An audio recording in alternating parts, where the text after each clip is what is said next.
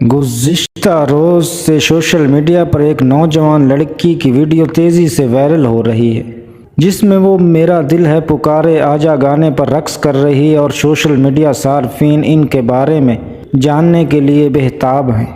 ताहम अब ये इंतज़ार ख़त्म हुआ और तफसीलात सामने आ गई हैं। तफसीलात के मुताबिक मेहंदी रंग का लिबास ज़ेब तन किए धीमा धीमा रक्स करने वाली इस नौजवान लड़की का नाम आयशा है, जिसका मुमकिना तौर ताल्लुक लाहौर शहर से है। ताहम इन्हें घूमने का भी काफ़ी शौक़ है, जिसके बायस इनके इंस्टाग्राम पर दी गई तस्वीर पाकिस्तान के शुमाली इलाका जात की ज़्यादा हैं। आयशा की जानिब से अपनी सहेली की मेहंदी की तकरीब में किया गया रक्स उस वक्त सोशल मीडिया सार्फिन की तवज्जो का मरकज़ बना हुआ है। आयशा दरअसल इंस्टाग्राम पर ज़्यादा एक्टिव नहीं रहती, लेकिन वो अपनी रोज़ाना की ज़िंदगी के बारे में टिकटॉक पर अक्सर शेयरिंग करती रहती हैं। इंस्टाग्राम पर आयशा के फॉलोअर्स की तादाद 2 लाख के करीब है, जबकि उन्होंने 14 पोस्ट ही शेयर की हैं। शादी के मौके पर बनाया गया क्लिप अब तक 3 मिलियन से ज़ायद बार देखा जा चुका है। डांस की वीडियो वायरल होने के बाद सोशल मीडिया पर जहां आयशा की शोहरत में इजाफा हुआ, वहीं इंस्टाग्राम और टिकटॉकर पर भी इनके 3 लाख फॉलोअर्स भी बढ़े।